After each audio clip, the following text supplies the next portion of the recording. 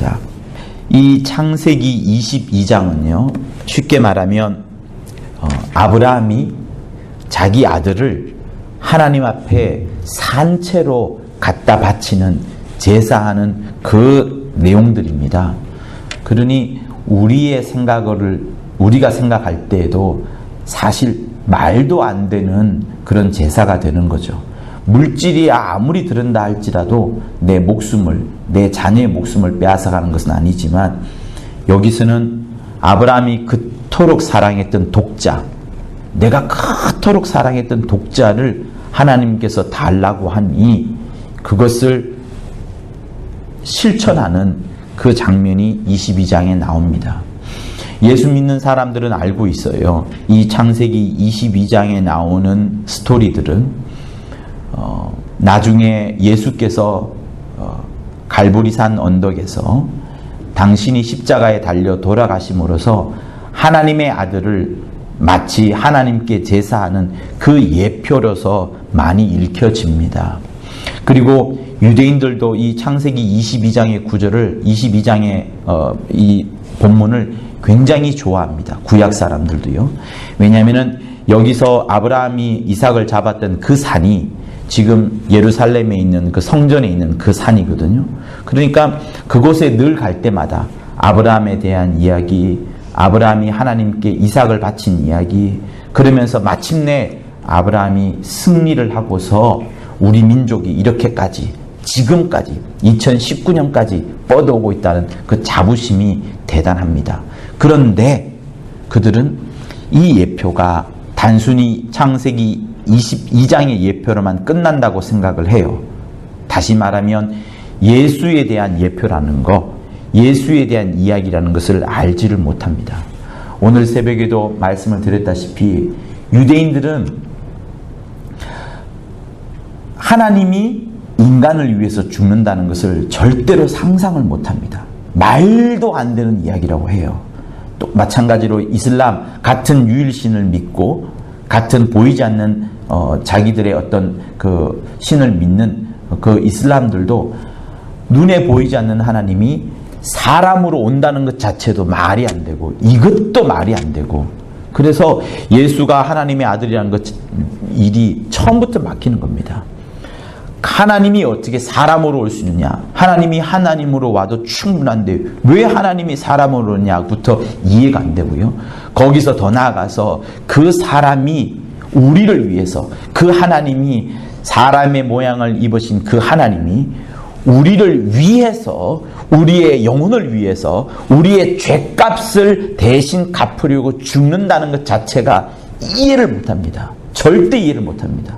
마치 여러분, 내가 어떤 한 인형을 좋아하는데 그 인형을 위해서 내가 죽는 거, 아니 내 아들을 죽이게 하는 것과 마찬가지인 거예요. 창조주가 피조물을 위해서 죽는 겁니다. 영원히 죽지 않는 창조주가 어떤 시간의 한계를 받고 공간의 한계를 받는 흙 속으로 돌아가 버릴 수밖에 없는 그 피조물을 위해서 죽는 거예요. 그것도 그냥 죽는 게 아니고 피조물처럼 와서 죽는 거니까 이해를 못하는 겁니다. 여러분들은 이해하겠어요? 잘 한번 생각해 보세요. 그래서 임마누엘이라는 그 뜻, 하나님이 우리와 함께 하시다. 다시 말하면 아버지 품 안에 있던 독생하신 아들이 이 땅에 독생하셔가지고 오셔가지고 그냥 있지 아니하고 우리의 모든 인생사를 다 경험하시는 거예요. 그거를 성경으로 무슨 단어란 말은 체휼이란 단어를 씁니다. 나의 아픔, 나의 슬픔, 나의 기쁨, 인생의 고락간 생로병사를 모두 다 경험하신 분이 예수님이기 때문에 예수는 우리의 모든 것을 아시는 거예요. 우리의 강함도 알고, 우리의 교만도 알고, 우리의 죄도 알고, 우리의 연약함도 압니다. 그리고 우리가 가장 하지 못하는 것, 우리가 절대로 할 수 없는 것도 아시기 때문에 그 완전하신 하나님이 완전한 인간이 되어서 오셔가지고 우리의 모든 걸 아신 다음에 우리를 위해서 피를 흘려준, 그냥 목매달아 죽거나 교수형이처럼 얼마나 그럼 간단해요. 그런데 장장 6시간 혹은 9시간의 피를 쏟아내시면서 아버지의 뜻을 이루가고자 했던 그것, 다시 말하면 우리를 사랑하시고자 한 그것을 이루놨으니, 여러분 저는 진짜 그런 생각해요. 나중에 요한계시록에서 주님이 말씀하신 것처럼 이 땅에 오셨을 때 예수 보혈, 그토록 간단한 예수 보혈을 믿지 않는 자들에 대해서 하나님이 그 명하실 그 심판은 어마어마할 거라는 생각을 가집니다. 왜? 내가 이렇게까지 사랑을 했는데, 이렇게까지 내 속에 있는 가장 소중한 것을 너희에게 전해줬는데 이것도 하지 않고 내가 언제 너희들 보고 십자가에 죽으라 하디?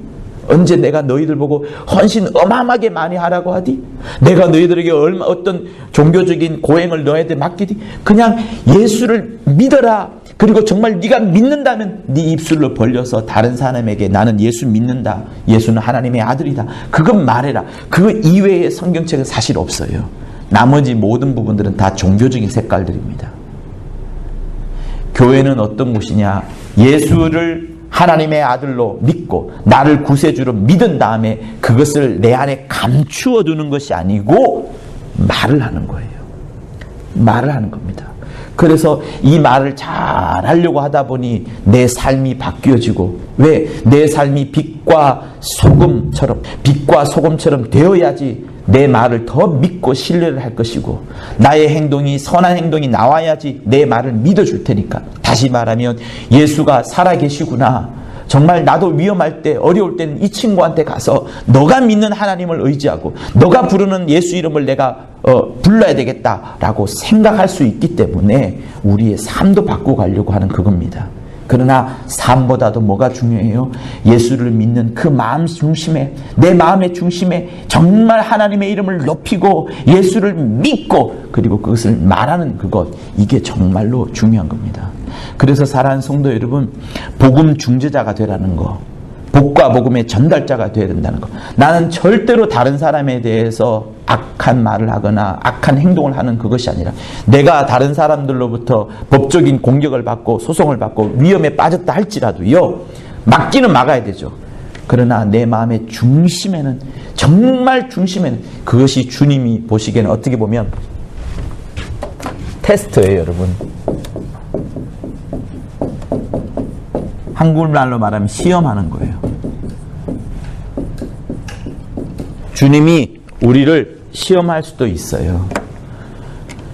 시험이라는 것은요, 쉬울 때 시험하지 않습니다.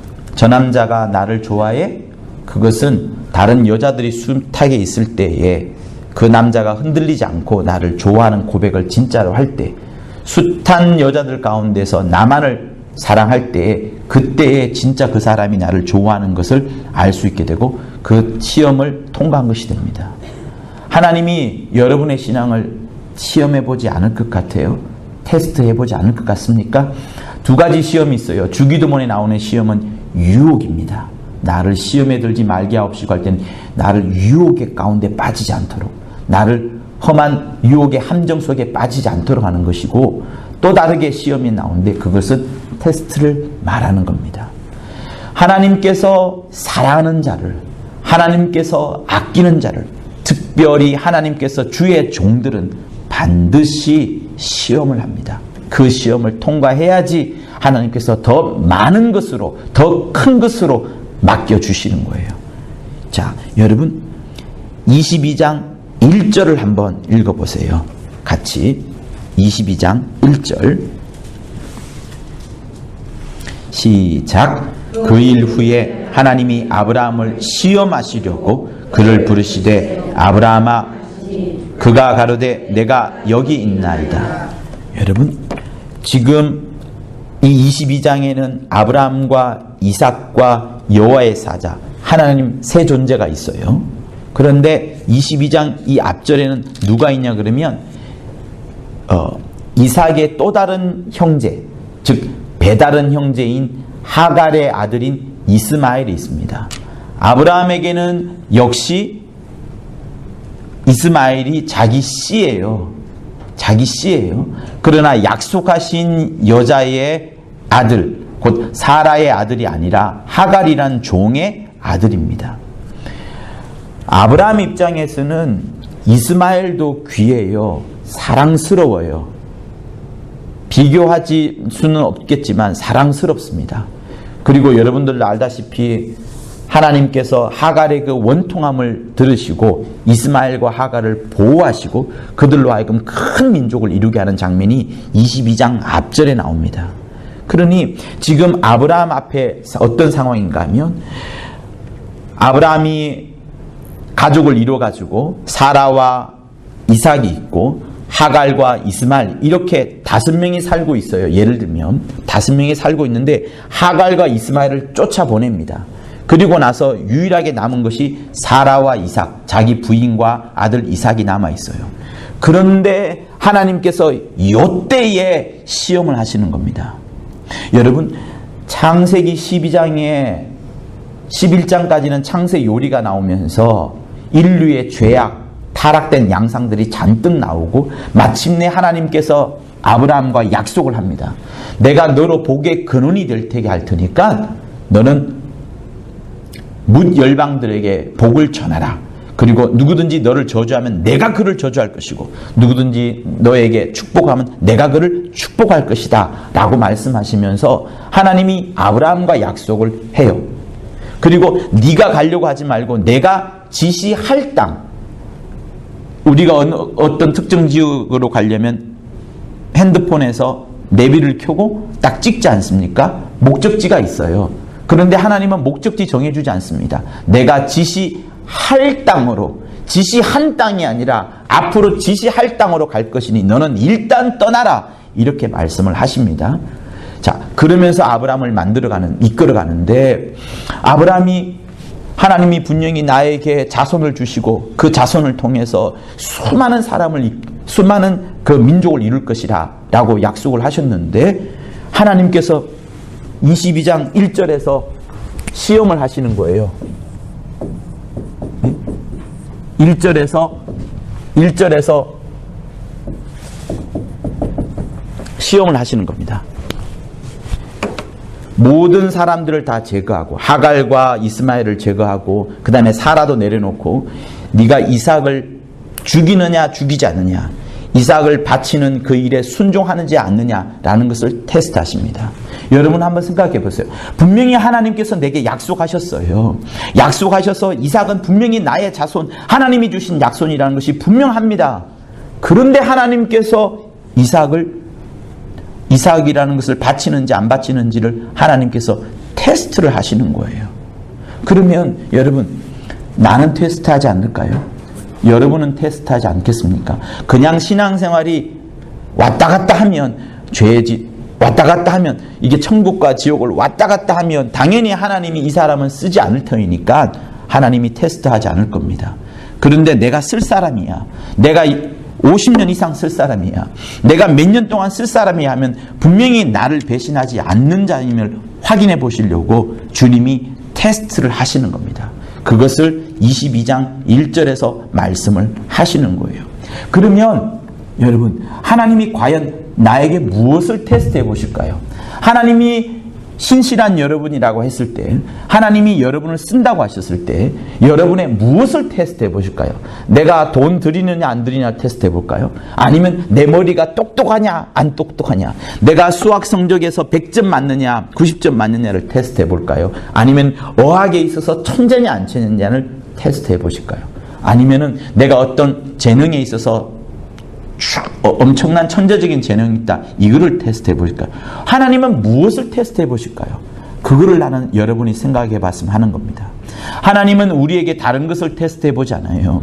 우리에게 믿음을 테스트해 봅니다. 근데 과연 그 믿음이라는 게 막연한 건데, 믿음이라는 게 과연 무엇이냐를 테스트해 보시는데 그게 뭐냐는 거예요. 그게 우리가 읽었던 본문에 있는 12절 후반부에 있는 말씀이에요. 자, 우리 12절을 다시 한번 읽어보도록 하겠습니다. 시작. 사자가 가라사대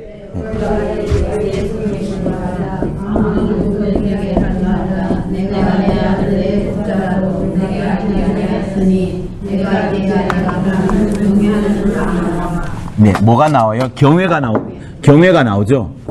하나님이 우리의 신앙을 테스트해 보는 거, 우리의 신앙을 시험해 보는 것은, 야, 너 진짜 나를 경외하냐? 너 정말 나를 하나님으로 모시느냐? 너 정말로 나의 이름을 높여주느냐? 너 정말로 나를 존경하느냐? 아니냐? 이걸 바라봅니다. 하나님의 목적은 일단은 내가 이웃을 사랑하느냐 아니냐는 저 두 번째예요. 저 나중입니다. 첫 번째는 뭐냐 하면 어쨌든 하나님을 경외하느냐, 하나님의 이름을 높이느냐, 하나님만 가장 찬양하느냐. 다시 말하면 나를 깎아야 되죠. 나를 부인해야 되죠. 나를 높여야 돼서는 아니 되겠죠. 내 욕망을 쫓아가고 내 욕심을 쫓아가지 말아야 되겠죠. 내 가족만을 위하는 것을 내려놔야 되겠죠. 오직 하나님만 높이느냐 아니냐, 그것을 보시는 겁니다. 그런데 하나님께서 이 12절의 경외의 모습으로 아브라함에게 아브라함을 테스트하는 것이 자기 아들 죽이느냐 안 죽이느냐를 보시는 거예요. 여러분, 아브라함에게는 이 아들에 대한 사랑이 엄청났습니다.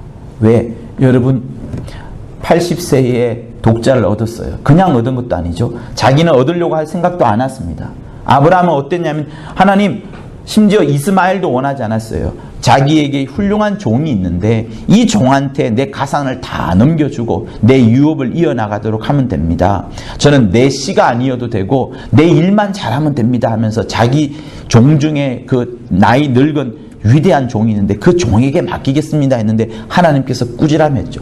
야 임마, 내가 너에게 창세기 12장 시작할 때 너에게 독자가 있을 것이고 그 독자를 통하여서 일할 것이라 말하지 않았느냐. 내가 너로 큰 민족을 이루고 너에게 복을 주어서 내 이름을 창대케 하리니 너는 복의 근원이 될지라 말하지 않았느냐. 너는 왜 이 말씀을 읽느냐라고 또 말씀하십니다. 하나님은 한번 약속한 것에 대해서 끝까지 밀고 나가세요. 끝까지 밀고 나갑니다.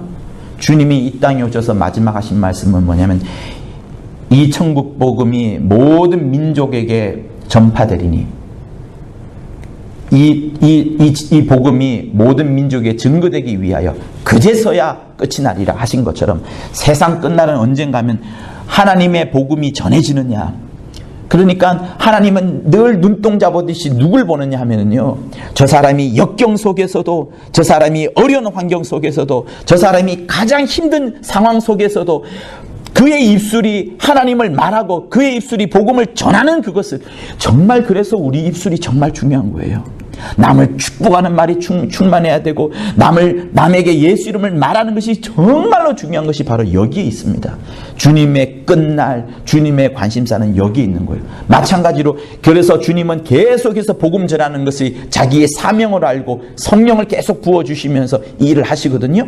그런데 지금 그 전에 아브라함에게 약속하신 건 뭐냐면 너로 하여금 민족을 이룰 것이고 너로 하여금 복의 근원이 될 것이라 약속하셨기 때문에 아브라함의 씨 가운데, 진짜 씨 가운데, 약속받은 여인을 통하여서 나온 씨 가운데 하나님의 경륜이 이루어지는 그 자손이 생긴다는 그것을 말씀하시는 거예요.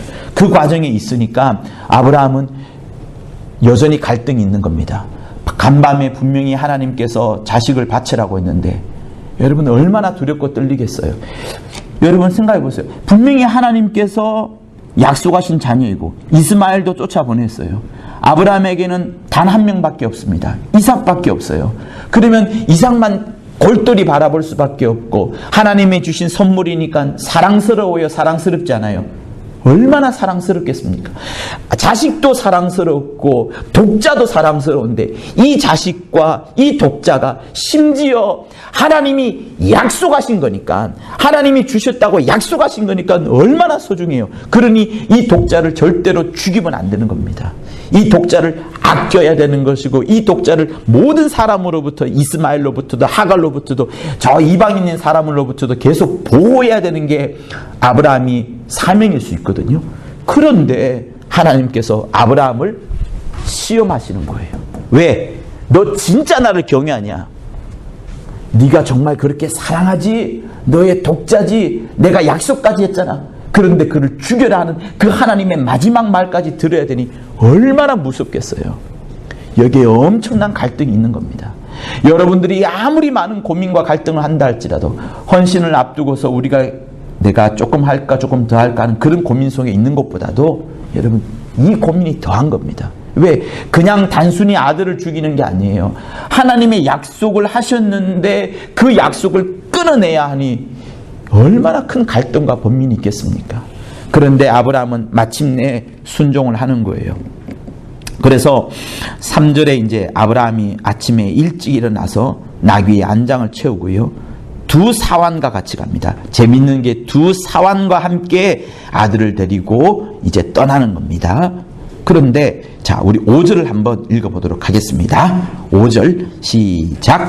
아브라함이 사환에게 이르되 너희는 나귀와 함께 여기서 기다리라. 내가 아이와 함께 저기 가서 경배하고 너희에게로 돌아오리라 하고. 자, 거기 너희에게로 돌아오리라 있죠. 그 앞에 체크표 딱 하시고 그 사이에 우리가 라고 쓰세요. 우리가 너희에게로 돌아오리라. 그러니까 지금 개역 한글 성경에만 나와 있지 않지, 개역 개정판, 영어 뭐 모든 성경에는 지금 우리가라가 들어가 있어요. 그러니까 한번 보세요. 사환한테 말하는 거예요. 야, 너네들 여기서 기다려, 알았지? 내가 아이와 함께 경배하러 갔다가 제사하러 갔다가 우리가 온다는 거예요.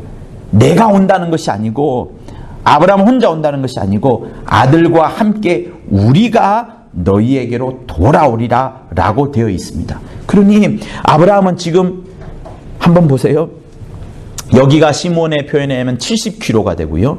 자기 집에서 모리아 산까지, 이 제사 드린 산까지 70km가 되고 3일 걸리는 거리라 했어요. 등산해 보시면 아시겠지만 25km 달리면 이제 기진 쫙 빠집니다. 하루 종일. 그래서 한 70km 정도면 3일 거리 정도 딱 돼요. 3일을 걷는 동안에 아브라함 마음속에 얼마나 많은 갈등이 있겠습니까? 그죠? 아, 진짜 죽여야 되나 말아야 되냐? 아까 제가 조금 전에 이야기했던 것처럼 사랑하는 자식이고 독자이고 하나님이 약속까지 하신 그 약속의 표상인데 이것을 없애야 되는 그 갈등 속에, 엄청난 갈등 속에 있는데 마침내 아브라함은 자기 집에서 떠날 때에 다른 것 데려가지 않고 이삭을 바치려고 하는 그 출발을 보내주었을 뿐만 아니라 5절에서는 사환한테 얘기하는 거예요. 너네들 여기서 기다려. 내가 다시 돌아올게. 가니까 우리가, 아들과 내가 다시 돌아올게. 즉 다시 말하면 아들을 바치기는 바칠 겁니다. 아들을 죽이기는 죽일 건데 어떻게 돌아올지는 모르겠지만 죽여서 살릴지 안 죽일지 아니면 여기처럼 수장을 예배는지 아브라함은 절대로 몰라요. 아브라함은 방법을 모릅니다. 아브라함은 방법을 모르지만 하나님께서 명하셨으니 그 약속이 이루어질 것이라는 것을 알고서 지금 움직이는 거예요. 그리고 사환들한테 이야기를 해주는 겁니다. 내가 아들과 함께 돌아올 것이라 라고 말을 하는 겁니다. 그런데 히브리서 11장 19절은 이것을 이렇게 표현해요. 제가 읽어드릴게요. 저가 하나님이 능히 죽은 자 가운데서 다시 살리실 줄로 생각한지라. 그러니까 아브라함은 어떻게 생각했냐 그러면 히브리서를 쓴 사람이 생각해 볼 때에, 유대인들이 생각해 볼 때에 아브라함은 하나님이 이삭을 능히 죽은 자 가운데서 살리실 것일 줄로 생각한지라 이렇게 말하는 겁니다.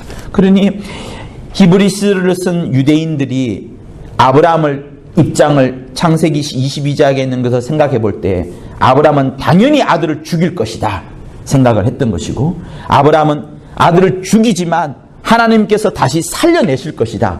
목을 자르는데 살려내실 것인지 어떻게 할지 모르겠지만 어쨌든 하나님이 살려내실 것인지라 라는 생각을 갖고 간 겁니다. 그래서 히브리서 11장 19절에 이렇게 표현을 한 것이고요. 그리고 마침내 아브라함이 돌아왔을 때에는 그냥 아브라함이 이삭을 죽인 것이 아니라 하나님께서 아브라함아 네가 독자에게 손을 대지 마라. 네가 이제서야 네가 하나님을 경외하는 줄을 알았노라. 이렇게 말씀을 하시는 겁니다. 그리고 16절에도 역시 또다시 말씀하셔요. 가라사대 여호와께서 이르시되 내가 나를 가리켜 맹세하노니, 하나님께서 자기 자신을 향하여서 맹세하는 겁니다. 네가 아브라함 너가 이같이 행했으니, 이 정도 믿음, 이 정도 제사, 이 정도 아들을 죽이는 이 모습까지 보여주었으니 내 아들 내 독자를 아끼지 아니하였은즉, 이렇게 아끼지 않은 겁니다. 그리고 17절과 18절에 놀라운 약속을 하죠. 내게 큰 복을 주고 내 씨로 크게 성하게 하고 바닷가의 모래와 같이 하리니 너의 씨가 그 대적의 문을 얻으리라. 이게 무슨 말씀이에요? 원수의 머리를 짓밟아 버리라 하신 창세기 3장 15절의 약속, 마귀의 머리를 깨어버리라, 마귀를 진멸하리라는 그 약속을 다시 주는 것이고요. 또다시 18절에서 내 씨로 말미암아 천하 만민이, 우리까지도요, 유대인민만 아니라 모든 믿는 사람들이 복을 얻으리니 이는 너가 나의 말을 준행하였습니다. 이렇게 말씀하시는 겁니다.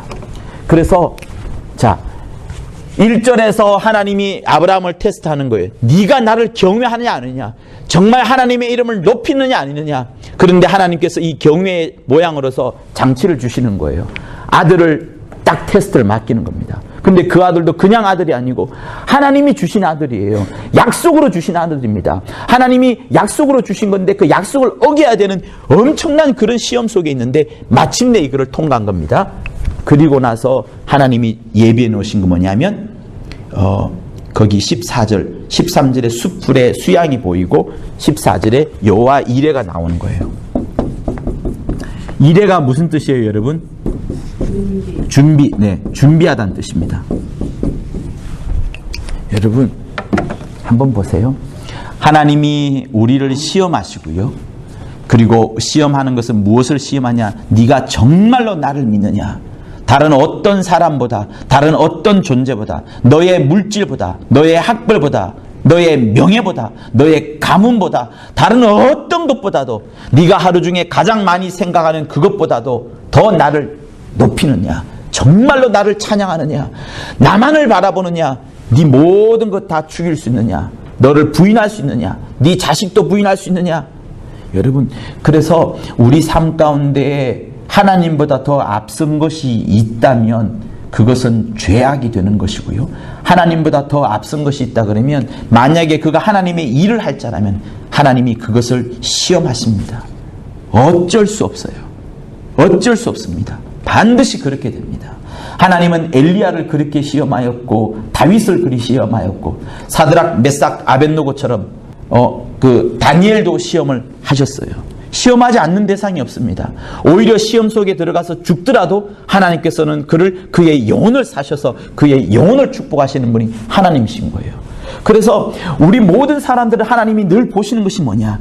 너 정말 나를 믿느냐? 할 때에 뭘 보냐? 내가 하나님만을 높이느냐? 내가 하나님을 정말로 경외하느냐? 내가 하나님을 정말로 사랑하느냐? 내가 하나님을 정말로 찬양하느냐? 이거를 보시는 겁니다. 그런데 그 결과는 우리가 어찌 될지 알 수 없어요. 아브라함은 지금 아들을 바쳤어요. 아들을 바쳤고 아들이 진짜로 어떻게 살아날지, 아니면 그대로 죽어버릴지 아무도 모르는 상황이었습니다. 그런데 마침내 경외를 했더니 하나님께서 죽이지 않는 방법으로, 이삭을 죽이지 않는 방법으로 아브라함의 후손을 이어가는 방법을 했었어요. 그죠? 그런데 하나님께서 이거를 뭐라 했냐? 여호와 이레라 표현하면서 수양을 예배해놨습니다. 여러분들이 하나님 앞에 하나님을 경외하면서, 하나님을 사랑하면서 여러분들이 혹시 던지는 희생이 있을 거예요. 여러분들이 보는 손해가 있을 겁니다. 그런데 그 손해는 나에게 마이너스예요. 빼앗기는 겁니다. 어떤 때는 그것이 목숨이 될 수도 있을 것이고, 어떤 때는 그것이 내 자녀일 수도 있을 것이고, 어떤 때는 그것이 나의 십자가가 될 수도 있을 것이고, 나의 명예도 될 수 있을 것입니다. 그런데 그것이 빼앗기는 모습을 하나님이 보시면서, 하나님이 시험하시면서, 우리의 경외하는 모습을 하나님이 보시면서 내가 그것을 통과했을 때 뭘 준비하느냐?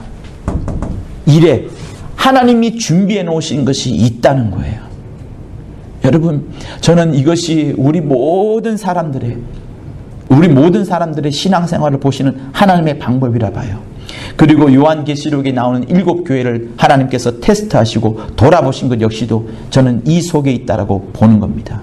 다시 나아가서 우리 교회 말이죠. 여러분, 우리 교회가 원수의 꿰매 빠질 수도 있고요. 아니면 하나님이 우리 교회를 테스트해 보는 것일 수도 있습니다. 저는 사태가 났을 때 후자로 봤어요. 하나님께서 우리를 유혹에 빠뜨린 것이 아니라, 우리를 시험에 들게 하신 것이 아니라, 함정에 빠뜨린 것이 아니라 우리를 테스트해 볼 것이다. 왜? 다시 또 말하지만 여러분, 구약 어디에도 귀신에 대한 이야기가 나오지 않습니다. 그런데 유독 예수께서 이 땅에 오셔가지고는 처음 맞닥뜨린 존재가 눈에 보이지 않는 마귀를 맞닥뜨리고 그것을 통과하자마자 바로 귀신이 떠나가는 많은 일들이 생겨났어요. 우리 눈에 보이지 않는 일들에 대해서 예수께서 잔뜩 보여주셨습니다. 그리고 제자들에게 말한 것이 아니라 사마리아 여인에게 하나님은 영이시니 예배드린 자가 신령과 진정으로 예배라, 그런 말씀하셨어요. 하나님은 보이지 않는다. 그러나 그 보이지 않는 하나님을 향하여서 신령으로 진정으로 예배라. 왜? 하나님은 100%, 1000%, 몇만 프로 계시니까 보이지 않는다 해도 믿지 않는 것이 아니라 보이지 않는 대상을 보이는 처럼 신령과 진정을 다하여라 하는 것이 주님의 말씀이 있거든요. 보이지 않는 하나님에 대해서 말씀하셨어요. 보이지 않는 귀신을 만났고 쫓아냈고요. 보이지 않는 마귀로부터 시험을 당했습니다. 여러분, 우리의 신앙생활은, 인간의 생활은 육체의 생활이 아니라, 철학자들의 지혜로운 삶이 아니라, 과학자들의 그 학문을 써내는 삶이 아니라 영적인 것이 여러분 인간의 삶이에요. 이게 진짜인 겁니다. 흙으로 돌아간다 할지라도 끝나지 않는 우리 영혼이 어디로 가느냐. 그래서요, 틀리긴 틀렸지만 불교에서 이승이 있고 저승이 있고 억울하게 죽은 귀신을 뭐라 그러더라요? 아무튼 그것은 계속 떠돈다는 말도 할 만큼 조금이나마 그들은 영적인 것을 알기 때문에 그러잖아요. 수많은 이 세상의 모든 역사들이 흘러오면서도 없앨 수 없는 종교가 뭔지 아시죠? 미신 중에 미신, 점쟁이들 안 없어집니다. 왜? 영적인 게 있거든요. 영적인 게 있다는 것을 알기 때문에, 또 영적 존재가 영감이 있는 자에게 쓱 나타나서, 하나님을 알지 못하게 나타나서 나의 존재를 말해달라고 점쟁이로, 길흉화복을 점치는 것으로, 사람을 유혹하는 것으로 나타내거든요. 사랑하는 성도 여러분, 이것을 하나님이 성락교회를 통해서 하시고자 하는 거예요. 하나님은 영이시다. 너희들은 영적인 하나님을 믿으라. 영적인 하나님을 의지하라. 너희들의 삶은 영적으로 살아야 된다는 것을 우리 교회만큼 더 강하고 분명하게 가르친 데가 없어요. 여러분, 최근에 정치인 유명한 분이 돌아가셨잖아요. 자살했습니다. 교회 다녀요. 왜 자살합니까? 왜 합니까? 영적인 걸 모르는 거예요. 깨끗하게 살아야 되고 착하게 살아야 되고 율법 지키며 살아야 되고 찬송가 부르며 살아야 된다고 알지만 죽으면 귀신 된다는 거, 자살하면 귀신 된다는 거, 그 위대한 사실, 그걸 모르는 거예요. 근데 여기만큼, 성락교만큼 잘한 데가 어디 있어요? 분명히 알지 않습니까? 성령을 받고 귀신을 쫓아내고 수많은 방언 기도를 하면서 영적인 걸 너무나도 잘하는 이 교회를 통해서 하나님은 하시고자 하는 일들이 온 세상에 전해라. 우리의 삶은 영적인 삶이다. 영적인 생활이다. 100년 인생으로 끝나는 것이 아니라 영원히 나라에 가는 영원한 것을 사모하는 것이다. 그것을 말하려고 하는데 이 교회를 하나님께서 흔들어 보시는 거예요. 왜? 구약에 보면은 요제라는 게 있어요. 흔들 요자입니다. 요제는 언제 하느냐? 제사장들을 뽑을 때 요제를 해요. 여러분, 흔들면 어떻게 돼요? 이 땅 지금 지진처럼 흔들면 어떻게 돼요? 흔들리잖아요. 안 흔들리면 어떻게 돼요? 허벅지에 힘을 단단히 주고 있거나 내 손을 꽉 뭔가를 잡고 있을 때 흔들리지 않습니다. 흔들려도 요만큼 흔들리겠죠. 넘어지거나 죽지는 않습니다. 흔드는 것은 한편으로 떨어질 자는 떨어지는 것이지만 흔들리지 않는 자는 더 자신을 강하게 만들어가는 거예요. 하나님께서 우리의 약점을 노정시키고 이것을 이제는 보완하여라. 그리하여서 22세기에 하나님이 큰 일을 할 때에, 우리의 미래 세대들이 큰 일을 할 때 도무지 방해받지 않도록 마음껏 영적인 일을 할 수 있도록 하나님이 준비하는 것이니 너희들 준비하여라 하는 그것일 수 있습니다. 이것은 저의 판단인 거예요. 그래서 저는 생각합니다. 하나님께서 무엇을 시험하시느냐? 누구든지 어느 교회든 어떤 곳이든 그 사람이 하나님을 경외하느냐, 하나님의 이름을 높이느냐, 하나님의 제1 의도를 이뤄나가느냐를 보신 다음에, 그 다음에 다 끝난 다음에는 하나님께서 그 테스트를 통과한 다음에 하나님께서 더 멋진 뭔가를 준비해 놓으시는 겁니다. 멋진 성락교회의 그 미래를, 엄청난 능력과 권능과 권세를 준비해 놓으실 그 하나님을 저는 기대를 하는 거예요. 사랑하는 성도 여러분, 그러므로 우리가 늘 해야 될 일은 뭐냐? 주의 이름을 늘 잘 듣고 무엇이 주의 뜻인지를 간파하고 주의 이름을 높여드리고 하나님을 경외하고 어찌하였든 내 모든 것을 아껴서 하나님께 다 드리고 하나님의 이름만을 높여드리는 그런 자가 되기를 우리 하나님께서 원하시는 겁니다. 우리 사랑하는 성도들, 이 자리에 있는 모든 분들은, 또 여러분의 자녀들 모두는 정말 하나님의 이름만을 높여드려서 하나님의 가장 기뻐하는 그것을 이루어나가는, 그래서 하나님의 영광을 온 세계 곳곳에 퍼뜨리는 귀한 미래 세대들, 또 여러분들 될 것을 예수 이름으로 부탁을 드립니다. 네. 할렐루야. 네. 자, 우리 찬송가 219장 먼저 부르고 기도하도록 하겠습니다.